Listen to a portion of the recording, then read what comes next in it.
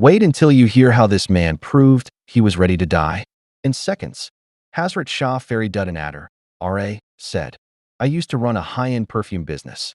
One day, an elderly man walked into my shop. He picked up one bottle, smelled it, then another, then a fourth one. As a salesman, I stepped forward and said, Sir, what exactly are you looking for? Is there something I can help you find? The old man looked at me calmly and said, My son, I'm looking at how hard it's going to be for your soul to leave your body. I was shocked. I asked, Why would you say that? He replied, Because you've spent your life collecting so many valuable things. When death comes, your mind will keep going back to them. One possession after another, one attachment after another.